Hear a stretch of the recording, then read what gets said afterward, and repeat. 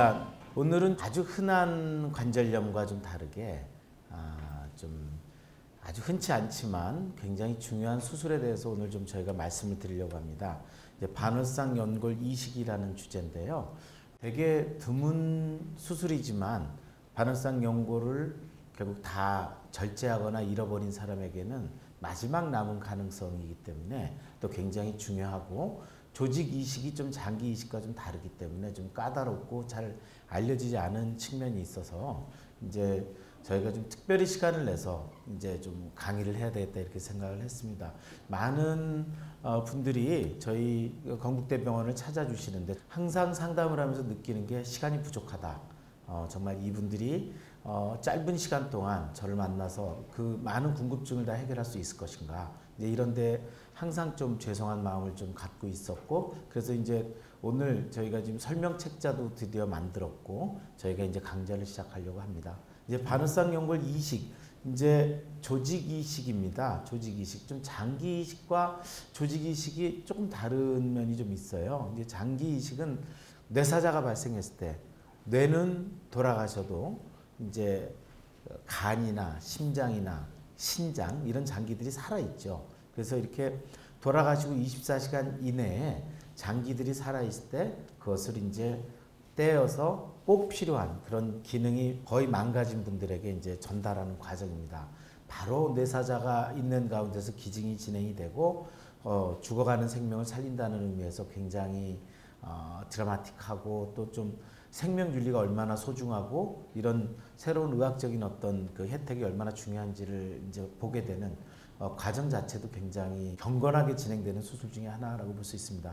그에 비해서 조직이라고 하는 것은 이미 자기 신체를 기증할 때 그것을 채취해다가 안전하게 씻고 여러 가지 병균이 있는지 테스트를 하고 소독을 하고 무균 처리를 해서 우선 냉동을 합니다. 이제 영하 196도로 세포를 살리는 그런 냉동 방법도 있고요. 그런 냉동 보관을 하다가 그런 분들이 이제 조직이 필요하신 분들이 발생했을 때 이제 이식을 하게 되는, 그러니까 이게 어느 정도 보관도 되고 유통이 되는 관계로 조직 이식에 대해서는 그런 엄격한 생명 윤리를 자꾸 이제 망각하게 되고, 그거를 이제 준비하고 유통하는 기간 동안에 드는 비용이 마치 조직을 사는 가격처럼 이제 여겨지는 그런 문제들이 있어서 오늘 좀 특별히 그런 방법을 설명을 드릴까 합니다.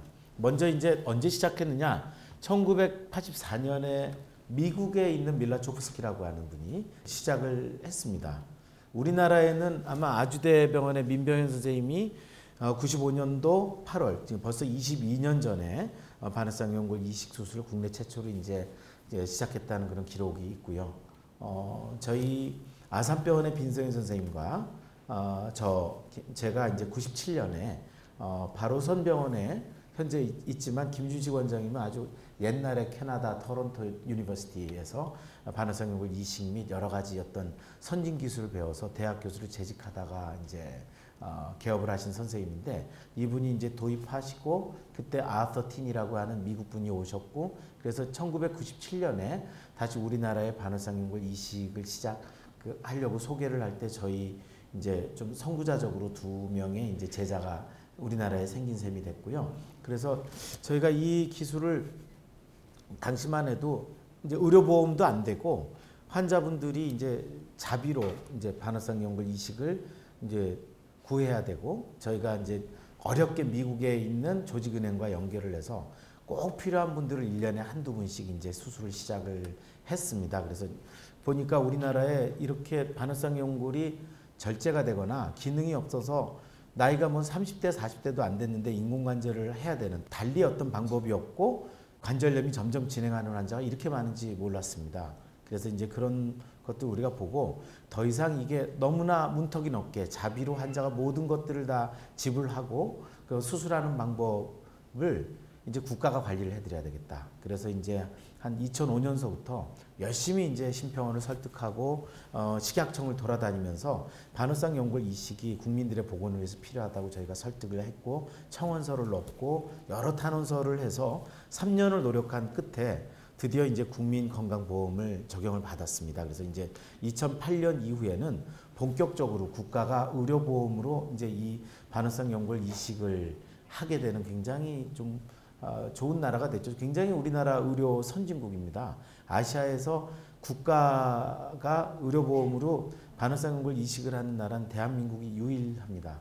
그리고 제가 적어도 알고 있기로는 영국, 독일, 프랑스 같은 의료 선진국, 국가 보장이 이렇게 훌륭한 나라에서도 반월상 연골 이식은 국가에서 보장하지 않는 별도의 수술이고, 오직 벨기에나 네덜란드 같이 아주 작은 그 부자 나라, 이제 그 서유럽의 부자 나라만 이제 보험이 적용이 되고 있고, 미국은 사보험 중에 일부 이제 반월상 연골 이식을 이제 적용을 하고 있어서 아직까지도 전 세계에서 이런 보험 혜택을 많이 드리는 그런 수술이 아닌데, 우리나라는 그 선진국 반열에 이제 올라와 있어서 지금 굉장히 많이 발전하고 있죠.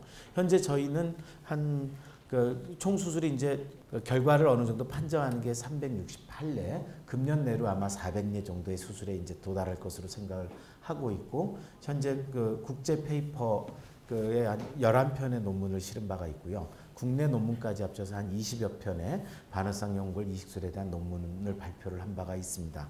그리고 이제 최근에는 유럽의 아까 말씀드린 대로 반월상 연골 이식의 선진국인 벨기에의 버덩크 박사님, 아마 이분의 그 지도와 보고를 전 세계가 따라가면서 서서히 이제 반월상 연골 이식이 이제 의사들 사이에서도 인식되고 이제 정착이 됐는데, 이분을 직접 모셔다가 이제 2015년 5월에 건국대에서 이제 시작을 했고, 제가 최근에는 좀 오히려 프랑스 리옹이 선진국 같아 보여도 반월상 연골 이식을 막 시작하면서 누구한테 이제 이거를 배울까 이제 하면서 이제 저희한테 이제 요청이 왔습니다. 아무래도 유럽과 우리나라가 굉장히 그 활발한 교류가 일어나면서 프랑스의 펠로우들이 저희 병원에 와서 수술하는 걸 보고 굉장히 감명을 받아서 스승님께 얘기를 해서 제가 이제 초청을 받았고, 이게 이제 저희 병원이 개발한 이제 독특한 이제 한국 특유의 반월상 연골 이식 기구입니다. 그렇게 해서 이제 저희는 프랑스가 자랑하는 새로운 기술을 배우고 저희가 자랑하는 새로운 기술을 교류해주는 그런 이제 그 교환의 시간을 갖기도 했습니다. 최근에는 이제 저희가 한 20명 정도 속해 있는 국제 반월상 연골 이식 전문가 그룹에 아산병원의 빈선 선생님과 제가 이제 속해서 같이 활동을 하게 됐고, 매년 이제 저희들이 그런 반월상 연골 이식의 어떤 교류를 하고 있습니다. 아마도 100명 이상, 100례 이상의 수술을 하고 자기 연구 논문을 낸 그런 의사 선생님이 전 세계에서 한 20명 이내로 이제 추려지는 걸 보면 아직까지 이런 반월상 연골 이식이 보편화된 수술이라고 보기는 어렵겠습니다. 결국 이제 그럼에도 불구하고 이게 왜 필요한가? 반월상 연골이라고 하는 건 무릎의 뼈와 뼈 사이에 있는 이런 연골입니다. 그러니까 물렁뼈죠. 그래서 이제 충격을 흡수해주고 이제 체중을 분산시켜줘서 관절염이 오지 않게끔 도와주는 구조인데, 이게 없어지면은 체중의 한 4.5배 정도 연골에 부담을 많이 주게 돼서 결국 퇴행성 관절염으로 연결되는 그런 그 경우가 되겠습니다. 이렇게 반월상 연골이 찢어져서 걸려가지고 제거하는 환자들은 뭐 1년에 우리나라에서만도 한 4만 명 정도가 발생을 하는데, 그 중에 부분 절제를 제외하고 아주 많이 절제를 하게 되면 결국은 이렇게 젊은 나이에도 관절염이 가게 된다는 얘기죠. 그래서 어떻게 해서든 반월상 연골이 찢어졌을 때 가급적이면 좀 꼬매자. 그리고 또 기능이 없어지는 완전 절제만은 하지 말자. 가장자리는 좀 살리자. 이제 이런 원칙을 가지고 우리가 초기 수술서부터 이제 시행을 하고 있고요. 뭐 일부 행파열은 견딜 수 있다면 굳이 수술하지 말고 좀 환자 교육을 잘 시켜서 더 악화되지 않게 좀 보호를 하자. 이제 이렇게 좀 반월상 연골이 굉장히 중요하기 때문에 기능을 살리는 방향으로 우리가 치료를 하지만, 결국 초기에 적어도 한 5 내지 10%의 환자는 어쩔 수 없이 반월상 연골이 무릎에 이미 찢어져서 걸려 있기 때문에 이걸 도려내고 나서 차선책을 선택할 수밖에 없게 됩니다. 그럴 때 그 중에 하나가 이제 반월상 연골 이식이 되겠습니다. 결국 이식을 한다는 얘기는 이렇게 반월상 연골이 완전히 없어진 경우에 아직까지 완제품을 조직은행을 통해서 우리가 만들어 가지고, 그러니까 콜라겐 만들고 거기에다 세포를 넣고 줄기세포를 넣어서 다시 완벽한 장기를 만들어서 넣어주는 기술까지는 도달하지 못했습니다. 그래서 결국 신이 만들어 놓은 완벽한 작품, 결국 젊은 뇌사자가 기증한 바너쌍 연고를 다시 사람 몸에 이렇게 넣어주는 그런 그 이식의 과정이죠. 아까 말씀드린 대로 살아있는 장기를 바로 띄어다가 혈관과 같이 연결하는 장기 이식과 다르게 이미 안전한 방법으로 냉동 보관한 거를 다시 개봉해서 넣어주는 그런 조직 이식이 되겠습니다. 1년에 미국에서는 한 7만 5천 명, 뭐 우리나라에서만 해도 한 뭐 3, 4만 명이 바너쌍 연고를 절제하는 수술을 하기 때문에 매년 이제 바너쌍 연골 이식은 늘 수밖에 없습니다. 아까 말씀드린 대로 어떻게 준비할 것인가. 사실 불행하게도 우리나라에서 바너쌍 연골을 기증하는, 즉 자기 신체를 다른 분들을 위해서 뇌사자가 됐을 때 내가 내 몸을 기꺼이 기증하겠다고 하는 분들은 아직까지 굉장히 극히 소수입니다. 제가 우리나라 장기 기증운동본부에서 관리의사로 이제 있는데 작년에 65분이 우리나라에서 이제 장기 및 조직을 기증하셨습니다. 그래서 아직까지는 초창기이다. 그 중에서 이제 아주 일부만 우리가 이제 그 조직을 쓸 수 있습니다. 결국 93% 이상이 미국에서 이제 수입하는 조직을 우리가 쓸 수밖에 없는 그런 실정에 있고, 그런 의미에서는 참 미국에 배울 점이 많다고 생각합니다. 미국은 자동차 면허증을 딸 때 대부분이 자동차 사고 같은 불의의 사고가 나서 내가 사망했을 때 과연 내 신체를 기증하겠느냐를 묻고, 대부분의 환자들이 특히 기독교인의 어떤 종교적인 어떤 문화적인 베이스 하에서 하나님께 받은 내 신체를 기꺼이 사회에 이제 기증하겠다라고 하는 사인을 하기 때문에 미국에는 현재 43개의 조직은행이 운영이 되고 매년 굉장히 많은 분들이 이제 장기 기증을 하게 됩니다. 그 외에 이제 독일이나 최근에 멕시코 등지에서 이제 수입을 하고 있습니다. 결국 이제 그런 조직을 사체나 뇌사자가 기증을 하게 되면 이제 여러 가지 이제 뭐 살아있는 장기는 그날로 응급수술을 통해 가지고 뭐 간 이식이나 신장 이식이나 이런 걸 하겠지만, 이제 나머지 조직은 채취해서 이제 저장을 해서 이제 보관하게 됩니다. 이제 그런 과정에서 이제 무균 처치를 하게 되겠죠. 그래서 이제 우선 세척을 해가지고 멸균을 시키고 최종 검사를 통해서 에이즈나 간염이나 여러 그 박테리아나 이런 것들이 있는지를 다 본 다음에 이제 안전하다고 생각하면 이거를 이제 밀봉된 용기에 넣어서 보관을 하는데, 질소 탱크에 보관하는 그런 방법으로 급속 냉동을 하면 무슨 그 SF 영화처럼 이제 무슨 냉동고에 사람이 들어가면은 얼어 있다가 나중에 이제 뭐 한 20년 후의 미래에서 이제 새로운 기술이 발전될 때 꺼내서 이제 사람을 살려가지고 병을 고치는 이런 게 가끔 영화에 나오지 않습니까? 이제 그런 식으로 자기 세포를 살려가지고 영하 196도라고 하는 굉장한 그 온도 저온에 보관하는 그런 방법이 있고, 그 다음에 드라이 아이스 정도 영하 80도로 보관하는 방법이 있습니다. 영하 196도로 급속히 얼릴 때는 세포가 살아 있어서 나중에 다시 해동을 하면은 그 한 20에서 40% 자기 세포가 살아 있지만, 불행하게도 그 안에 바이러스도 같이 깨어나게 되는 경우가 있어서 보통 영하 80도로 냉동을 시키게 되면 이 세포가 죽고 콜라겐의 뼈대만 남아서 그 세포가 죽기 때문에 이제 면역 반응이 일어나지 않고 바이러스까지 사멸해 버리는 그런 상태의 조직을 우리가 쓰는 것을 이제 기준으로 삼고 있습니다. 그래서 일단 미국의 조직은행이 한 적어도 한 50년 이상의 경험을 통해 가지고 안전 기준을 많이 잘 했고, 매년 전 세계에서 한 뭐 3만에서 5만 건 정도의 조직이 이제 실제로 수술에 쓰이는데, 최근에 들어서 에이즈나 간염 같은 바이러스를 전파하는 예는 거의 발견되지 않았기 때문에 좀 비교적 안전하다. 그래서 이제 감염과 질병 전파로부터 얼마나 안전하게 조직을 보관해서 가지고 이송할 것인가의 핵심이 있고, 대한민국은 고맙게도 저희가 그렇게 정부를 설득한 이후, 그러니까 국가가 책임을 지고 식약처에서 이 미국에서부터 이제 발생되는 장기를 안전하게 수입하고 관리하는 그런 거를 국가가 주도해서 관리를 해주고 있기 때문에 최근까지 저희가 한 10년 동안의 경험을 통해서 좀 자격 미달이거나 아니면 어떤 부작용은 경험해 본 적이 없이 잘 좀 관리가 되고 있습니다.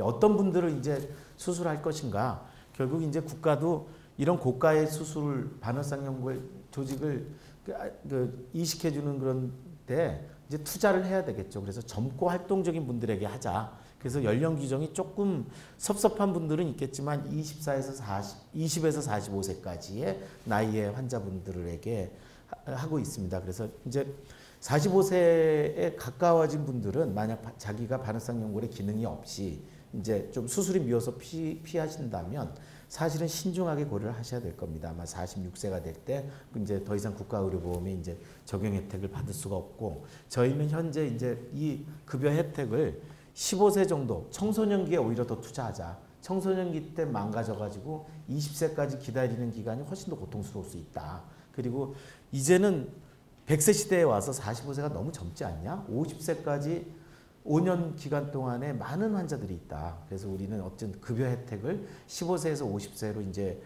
넓히려고 굉장히 노력을 하고 있는데, 이제 국가에서는 재정 지출이 굉장히 많기 때문에 좀 아직까지는 저희가 이제 답을 못 받고 있고, 이제 의료 현장에서는 이렇게 바늘성 연골 이식을 하는 의사들이 또 그런 청원도 하고 혜택을 넓히기 위해서 노력하는 거를 좀 알아주시고, 여러 국민들께서도 관심을 갖고 좀 많이 도와주셨으면 좋겠습니다.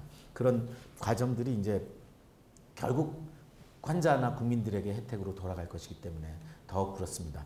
그리고 안쪽은 좀 비교적 관절염이 좀 천천히 오거든요. 그래서 도려낸다고 무조건 다 이식할 필요는 없기 때문에 아전절제나 전절제처럼 많이 절제를 한 다음에 한 1년 정도 경과해서도 여전히 문제가 있는 경우 이제 하고, 바깥쪽은 비교적 빨리 망가지는 편이기 때문에 6개월 정도가 지난 다음에 증상이 있을 경우에는 그 바늘성 연골 이식을 허용해 드립니다. 사실 저희 클리닉에는 많은 바늘성 연골 이식의 대상자들이 오고 있지만 뭐 많이 도려냈기 때문에 무조건 수술을 권하지는 않습니다. 환자랑 충분히 상담하고 3개월 내지 6개월 간격으로 이제 보고 어떤 불편감이 있는지, 환자가 확신이 섰는지 이런 것들을 충분히 보고 엑스레이를 보고 관절염이 진행되는 것 같다, 안전하지 않다 하면 경고를 하고 수술을 하기 때문에 보통 최장 한 5년 내지 6년까지 상담을 하면서 저희가 이제 수술을 미룬 경험도 있고요.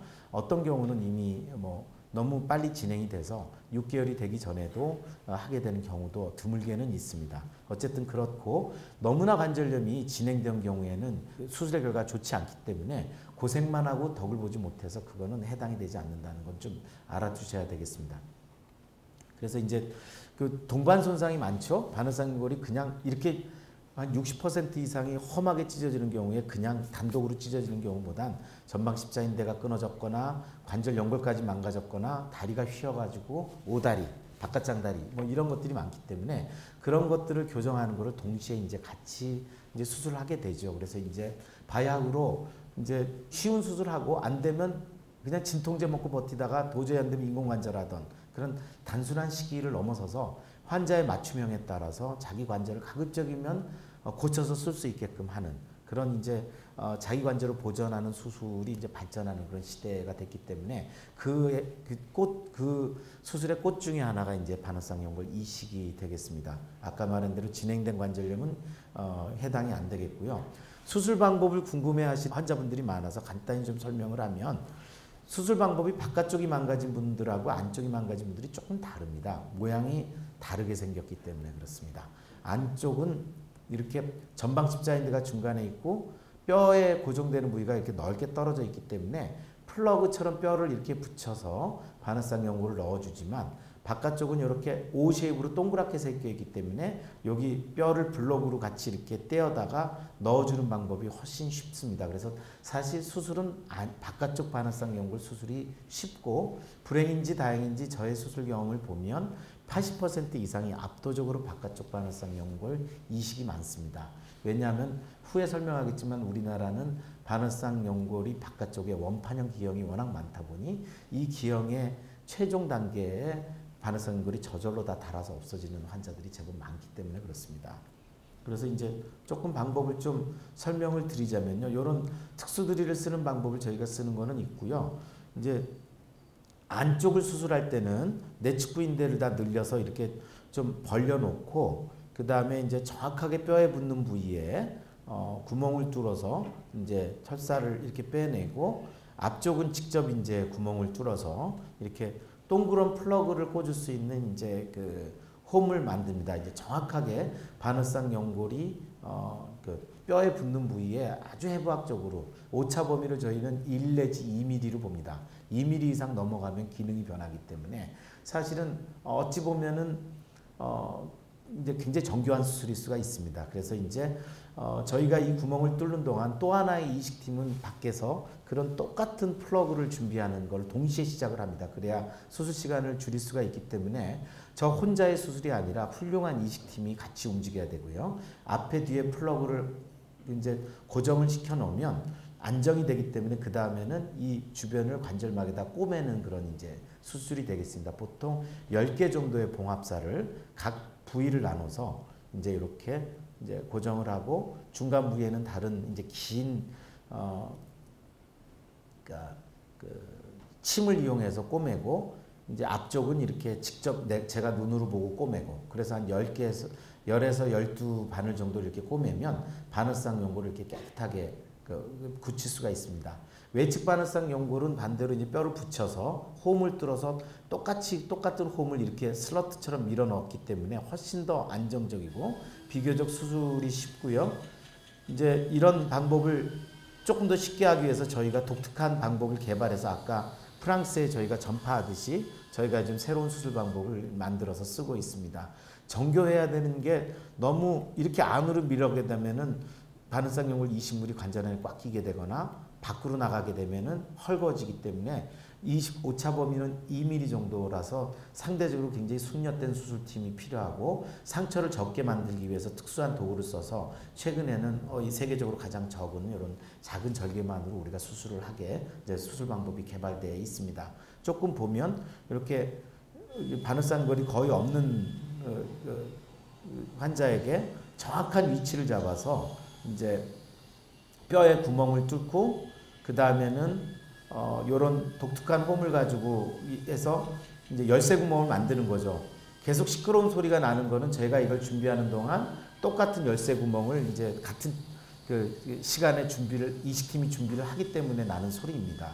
그래서 이제 이렇게 열쇠 구멍을 이렇게 오뚜기처럼 된 열쇠 구멍을 이렇게 만들게 되면 이제 이렇게 뼈에 홈을 뚫고 가이드를 써서 이런 와이어로 이렇게 빼내게 되면 이제 똑같은 사이즈의 바늘상 연골을 뼈랑 붙여서 이렇게 만들어서 정교하게 밀어놓고 그 다음에 이제 꼬매는 방법을 하게 됩니다.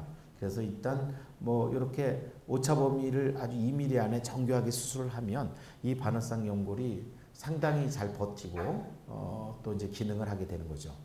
그래서 이렇게 수술 후의 재활은 미국에서 소개된 방법입니다. 수술하고 보통 2, 3일 있다가 바로 꺾기 시작을 해서 6주 정도는 보조기를 차고 한 4주, 한 달 지나면 그냥 완전히 체중을 실어라. 그 다음에는 이제 3개월이 지나면은 좀 더 세게 운동을 시작해서 걸어라. 이제 이렇게 돼 있습니다. 그래서 저희도 편하게 이렇게 이제 재활을 시작했는데 이게 뭐 인사렌 스쿼시라고 가장 권위 있는 교과서에 실린 방법입니다. 그랬는데 한 60%에서 바늘상 연골이 자꾸 밀려서 빠지는 겁니다. 그래서 미국에서 수입한 수술인데 조금 이상하다. 그래서 봤더니 이제 그 전문가 그룹의 공통적인 견해가 바늘상 연골 이식은 정상 바늘상 연골을 만들 수 없다. 인간의 한계다. 조금 밀려서 빠진 건 어쩔 수 없기 때문에 환자도 조금 그거에 맞춰가지고 좀 한계가 있는 수술을 좀 조심해서 쓰게 하자. 이제 이런 겁니다.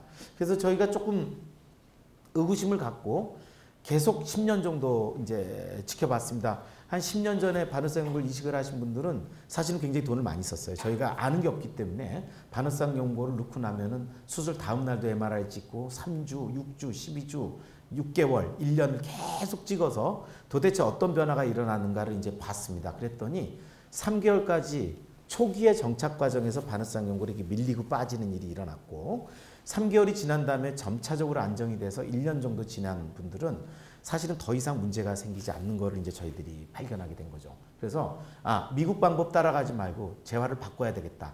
첫 3개월 동안이 승부처구나. 이제 이런 것들로 이제 저희는 판단을 해서 좀 더 이제 재활 방법을 늦춘 거죠.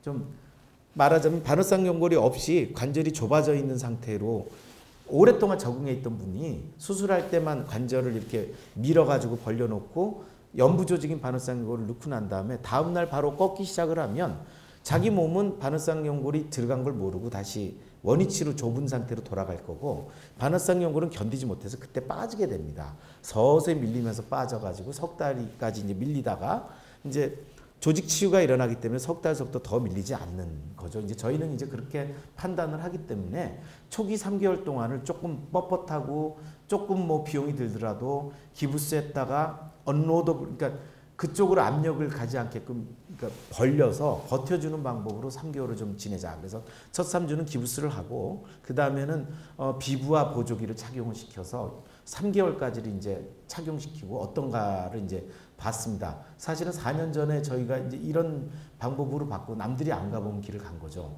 그래서 이제 받고 과정 중에 이 언로드 브레이스가 비싸기 때문에 꼭 안쪽 바깥쪽을 다 적용을 시켜야 될 것이냐 봤더니 안쪽은 축부 인대를 이미 늘려놓고 수술하기 때문에 그냥 통상적인 보조기로도 될 것 같다. 바깥쪽은 다른 방법이 없다. 그래서 바깥쪽의 경우에만 언로드 브레이스를 이제 적용을 시키자. 이제 이렇게 해서 결국 드디어 결과가 나왔습니다. 그래서 불과 며칠 전에 우리 그 분야의 스포츠학 정형외과를 통틀어서 임팩트 팩터가 가장 높은 저널이 이 아메리칸 저널 오브 스포츠 메디신인데 여기에서 일단 너의 논문의 학술적 가치를 이용해서 채택을 해줘서 저희가 이제 이거를 지적 사항을 고치면서 이제 수정 작업에 들어가 있는 상태입니다. 또한 이제 이 방법은 미국 정형외과 이제 정형외과 학회 정식 이제 연재 채택이 돼서 내년 3월에 이제 발표를 할 거고요. 아마도 내년쯤에는 건국대학교 방식으로 세계의 여러 유수 기관들이 이제 저희랑 똑같은 언로더 브레이스를 착용하고 초기에 고정하는 방식으로 이제 갈 거고, 그래서 기존의 방식으로 수술하니까 반화성형물은 살아있는데 뼈에서부터 이렇게 밖으로 밀리는 문제가 있었는데 최근에 그런 문제가 없다고는 할 수 없지만 상당히 줄어들어서 저희가 굉장히 좀 환자분들에게 이제는 좀 확신을 갖고 이제 그 수술 이후에 관리를 하게 됐다는 말씀을 좀 드리고 싶고, 통계적으로 의미 있는 결과를 저희가 얻었습니다. 3.2mm를 1.8mm로 줄인 이제 결과를 얻었고, 그래서 이제 최근에는 반월상 연골 이식이 너무 진행돼서 더 이상 이식 수술을 할 수가 없이 인공관절을 해야 되는 분인데 나이가 30대다. 이제 이 환자처럼 십자인대 수술을 여러 번 하다 다 망가져서 지금 35세밖에 안 된 환자 이렇게 됐는데, 이런 경우는 반월상 연골 이식도 하지 못하게 될 정도로 망가진 환자거든요. 그런 경우도 이렇게 언로더 브레이스보다 좀 더 강하게 외고정을 장치를 이용해서 이 바깥쪽을 벌려서 유지를 시킨 상태로 연골 재생수시키고 반월상 연골 이식을 하는 그런 좀 더 이제 적응증을 늘려나가는 과정에 저희가 도전을 하게 됐습니다. 그래서 저 머지않은 미래에 적어도 30대, 40대 환자들이 통증을 견디지 못해서 인공관절을 하게 되는 그런 불상사는 맞고 자기 관절을 갖고 쓸 수 있게 하는 여러 가지 어떤 방법으로 이게 발전하지 않을까. 현재도 연구 중이고 앞으로도 계속 이런 새로운 방법들이 이제 임상에서 적용된다는 것을 좀 관심 있게 봐주셨으면 좋겠고, 저희 스포츠 센터에서는 그거를 과학으로 더 이상 그냥 단순한 운동이 아닌 과학으로 이런 근력 측정과 안정성, 균형 감각들을 보면서 환자들에게 시시각각 매 시기마다의 어떤 재활 방침을 결정해서 제공하고 있습니다. 여전히 문제는 있습니다. 이게 피츠버그에서 연구한 방법입니다. 사람이 구부렸다 폈다 할 때 안쪽은 이렇게 반월상 연골이 별로 움직이지 않는데 보시면 바깥쪽은 구부릴 때 확 뒤로 빠집니다. 이렇게 돼서 150도까지 가는 동안 11에서 14mm가 반월상 연골이 정교하게 무릎이 구부러지는 거에 따라서 이게 아주 이렇게 얇게 따라다닙니다. 근데 반월상 연골 이식을 해놓으면 이렇게 움직이는 걸 만들어낼 수가 없어요. 그래서 아직까지는 우리가 새로운 방법으로 재활도 바꾸고 수술 방법을 좋게 해서 자꾸 정상으로 도전하고 있지만 이 부분은 아직 저희가 해결을 못했고 전 세계 전문가 그룹도 이 문제를 해결한 사람은 없습니다. 근데 자꾸 저희 젊은 후학들에게 이 문제를 제기하는 거죠. 이 문제가 해결돼야 된다. 이제 나 혼자 할 수 없으니 여러분들이 도와달라. 여러분들이 이 문제를 후학대에서 해결해달라. 이제 그렇게 얘기를 하고 있습니다. 바뀐 컴퓨터 공학 방식, 그 다음에 인공지능, 여러 가지 어떤 기계적인 발전을 통해서 적어도 10년 이후에는 이런 정교한 반월상 연골의 모션을 살려나가면 되겠다. 결국 무슨 말씀을 드리려고 하냐면 이런 정교한 움직임을 만들지 못하는 상황에서는 우리가 무릎을 꿇고 사는 자세를 다 허용할 수가 없다. 120도 이상의 구부리는 거는 반월상 연골이 따라가 주지 못하니 제한하자. 120도 이상은 넘기지 마십시오. 무릎 꿇고 살려고 수술해 드린 거 아닙니다. 제한하고 침대 생활, 소파 생활, 의자 생활 하십시오. 이제 이렇게 그 운동 과굴곡을 하지 못하게 저희가 이제 제어를 합니다. 현재까지 결과 굉장히 인터넷을 통해서 좀 나쁜 공포가 많이 있습니다. 왜 그러냐면 바늘성 연골 수술이 어렵고 의료보험이 되기 때문에 마치 많은 선생님들이 누구나 다 할 수 있는 수술인데 겁이 나고, 그래서 의사 선생님들 스스로도 결과가 좋지 않은데 꼭 할 필요가 있을까요? 이런 얘기들을 많이 하기 때문에 그 걱정이 있는 환자들은 더더욱 그런 불안감들이 이제 증폭되는 경향이 있습니다. 사실은 실제로 전문가 그룹, 적어도 바늘성 연골 이식의 증례를 100례 이상 갖고 안정된 이식팀이 돼 있는 유니티에서 시행한 그 바늘성 연골 이식의 결과는 그렇게 나쁘지 않습니다. 이렇게 보면은 한 10년 이상의 생존율이 굉장히 좋다는 게 많이 알려져 있고요. 아산병원의 생존율은 15년 동안 93.3%로 보고하고 있고, 저희가 이제 10년을 넘었을 때 거의 비슷한 93에서 94% 정도 생존율을 지금 현재 보고 준비를 하고 있는 걸 보면 제대로 된 그 이식팀을 갖춘 데서 수술이 진행됐을 때 바늘성 연골 이식은 이식 전체 수술 중에 굉장히 결과가 좋은 수술에 속한다는 걸 알고 계셔야 될 것 같습니다. 최근 이제 한 수술에, 이건 외국 예인데요. 자파닌이라고 하는 이태리 그룹인데, 아마 이태리가 유럽 전체 수술의 어떤 그 결과를 항상 판정하는 그런 북부 이태리가 그 역할을 하는데요. 클리니컬하게 임상적으로 한 16% 정도 만족 못한다. 하지만 수술적인 어떤 실패는 5%에 불과하다. 그러니까 비교적 안전하게 우리가 수술할 수 있겠다라는 얘기가 있었고요. 그 다음에 우리 경희대 윤경호 교수 결과를 보면 안쪽과 바깥쪽은 거의 결과가 비슷하기 때문에 안쪽이 특수하고 바깥쪽이 특수하고 이렇지 않다. 이제 이런 것들을 발표한 바가 있고요. 이제 전체적으로 미국 결과인데요. 5년 생존율은 한 95% 정도. 그 다음에 하지만 바늘성 연골 이식 수술의 추가 수술 확률이 한 32% 정도를 보고를 했습니다. 그러니까 수술 이후에도 조금 미진하면 이걸 살리기 위해서 다시 좀 뜯어지질 꼬맨다든지 아니면 좀 안에 변성이 일어난 부위를 도려낸다든지 그런 부가적인 마이너 수술을 할 수가 있다는 걸 좀 알아두시고, 바늘성 연골 실패를 그냥 받아들이진 말고 최대한 이식한 바늘성 연골을 살려서 쓰자. 이제 이런 것들이 이제 미국 경험을 통해서 얻어진 교훈이기 때문에 한 번 수술을 평생 노터치 모든 게 다 잘 될 것이다 생각하지 마시고 꾸준히 방문해서 상태를 파악해서 문제가 있으면 바로 조기에 해결하는 방법이 좋겠습니다. 여러 벨기에 그룹들을 보면은 90% 12년간 이제 만족한다는 보고를 했고, 이제 임상 결과를 이제 보면 많아도 30% 이상의 실패를 보고한 사람은 없습니다. 그러니까 이제 비교적 잘된 수술은 대략 그래도 90%는 성공할 것이다. 안쪽 바깥쪽의 차이는 없고 운동은 한 70~80% 수준까지 회복이 되기 때문에 너무 위축될 필요는 없다. 바늘성 연골 이식을 이제 그런 정도 공포나 두려움이 아닌 냉정한 이성을 갖고 이제 보셔야죠.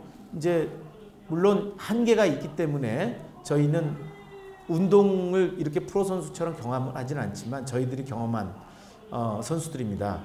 국가대표 유도 선수 다시 복귀를 해서 이렇게 했고, 뭐 대구 FC 축구 선수 다시 신용록 선수랑 같은 동기였는데 다시 이식을 한 이후에 골을 넣고, 최근에는 이종 격투기의 선수가 바늘성 연골 이식을 받고 TKO 승을 했던, 저한테도 굉장히 감동이 있었습니다. 그래서 이 친구가 말씀한 게 좀 소리가 작아서 그런데 TKO 승을 4년 만에 다시 따냈거든요. 바늘성 연골 이식을 하고 성공을 해서. 그래서 첫 일성으로 바늘성 연골 이식을 해준 선생님께 감사하다는 얘기를 하는 걸 보고, 아, 내가 하는 일이 좀 보람이 있다. 선수도, 그러니까 바늘성 연골 이식을 하고, 이 사람은 원래 선수로 태어났는데 선수 생활을 하려고 하는데 지나치게 막지 말고 하게 하자. 하지만 10년 이상의 좋은 결과를 가지려면 이런 격한 운동을 안 하던 사람들이 도전하는 건 아니고요. 저희 400례의 경험을 통해서 운동선수는 4명에 불과합니다. 나머지 사람들은 다 아마추어로 70~80% 정도까지만 운동을 하고 이제 좀 그 한계에 맞춰서 관리를 잘 하십시오. 이제 이렇게 이제 하고 경쟁적인 스포츠가 아닌 레저 스포츠 정도를 하는 걸 목표로 하자. 이제 그런 거죠. 그 최근에 보면 이분은 외부에서 이제 다른 병원에서 수술해서 실패한 사례인데 십자인대 수술이 잘못되어 있습니다. 무릎이 계속 빠지는데 빠져서 돌아가다가 바늘성 연골이 다 찢어지니까 바늘성 연골 이식 수술을 했어요. 굉장히 좋아 보이지만 결국 견디지 못하고 다시 다 찢어지기 시작을 했습니다. 이게 원인이 뭐냐? 십자인대가 잘못돼서 무릎이 돌아가는데 바느쌍 연골만 다시 넣어준다고 되지 않습니다. 그래서 바느쌍 연골 이식을 수술할 때는 무릎의 바느쌍 연골이 부담을 느끼는 여러 가지 수술을 동시에 보고 나무를 보기 전에 숲을 보고 전체를 치료해야 좋은 결과가 있다는 걸 꼭 말씀을 드리고 싶고, 이제 아까 말한 그런 돌춤 빠지는 것들이 계속 화두가 되기 때문에 저희가 어떻게 해서든 현재는 언로드 브레이스 외국 수입품을 지금 의존해서 쓰고 있지만 조만간의 미래에 국산 좀 더 정교한 우리나라의 어떤 기술력으로 이 문제를 극복하려고 많이 노력하고 있다는 것을 좀 주목해서 봐주시면 감사하겠습니다.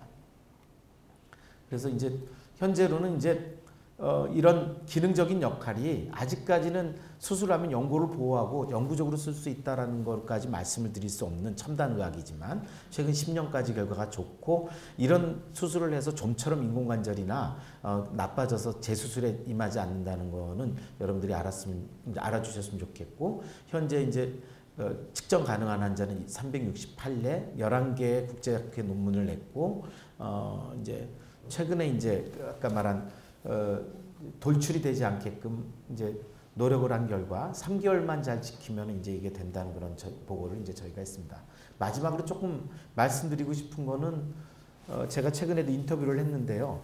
장기 이식과 다르게 조직 이식을 받는 환자들의 자세에 대해서 좀 당부를 드리려고 합니다. 이게 마치 수술실에 도달되는 물건처럼 이게 전달이 돼서 하기 때문에 좀 말씀드리기 죄송하지만 저는 좀 젊고 싱싱한 바느쌍 연골을 이식해 달라는 얘기를 하시는 분들도 좀 있고, 그 다음에 수술했는데 왜 당신이 수술을 못하기 때문에 내가 운동 못하는 거 아니야? 이제 이런 식의 자세가 굉장히 많고요. 그리고 자기가 선택해서 막 병원의 권유를 따르지 않고 통증이 별로 없으니까 사라졌다가 안 좋을 때 나타나는 경우가 굉장히 많습니다. 만약 간 이식이나 신장 이식을 해서 생명을 얻었다면 이 환자분들이 그렇게 하겠습니까? 저는 간 이식을 한 환자 중에 그렇게 막 살다가 안 좋으면 나서 의사들에게 항의하는 분들은 전 본 적이 없거든요. 마치 그래서 어떤 거냐면 막 쪼그리고 살고 근력 운동은 안 하고 어떤 문제점들 때문에 우리가 과학적인 테스트를 해서 문제점들을 계속 재활을 통해서 알려드리려고 하는데 그런 건 필요 없다 하고, 이제 이런 분들은 마치 간 이식을 한 이후에 내가 옛날에 폭탄주 앉은 자리에서 20잔 먹었는데 왜 못 먹느냐고 따지는 것과 똑같습니다. 그래서 간 이식을 통해서 생명을 얻은 사람들은 항상 두 가지 자세가 있겠죠. 자기에게 소중한 장기를 주신 기증자에게 감사를 하고, 새로운 생명에 대한 어떤 자기가 이거를 건강하게 지키고자 하는 그런 본인의 노력이 있어야 평생을 행복하게 살 수 있듯이 바느쌍 연골 이식도 똑같습니다. 그러니까 그런 폭탄주를 먹는 것과 똑같은 게 이 무릎을 남용하는 겁니다. 바닥에 쪼그리고 살거나 근육 운동은 전혀 하지 않고 축구농구같이 비트는 운동을 계속 하는 이런 게 해당이 되겠죠. 그래서 꾸준히 근력 운동을 하고 자기의 상태를 파악해서 우리가 권고할 땐 MRI나 본인의 상태를 보시고 부족한 것들을 꾸준히 자기가 관리해 나가면서 평생 건강한 생활을 하시는 게 굉장히 좋은 일이라고 생각합니다. 그래서 결국은 우리가 이제 해야 될 게 생명윤리의 엄격한 그런 원칙은 전달을 해야 되는 의사도 엄격하게 지켜야 되겠고 전달을 받는 환자도 평생을 지켜야 될 수칙이고, 그런 두 가지 요소가 잘 맞았을 때 훌륭한 기증자의 좋은 뜻을 우리가 살릴 수 있다는 걸 좀 여러분들이 좀 생각을 하시고 바느쌍 연골 이식에 대한 좀 개념을 좀 가지고 계시면 좋겠습니다. 경청해 주셔서 감사합니다.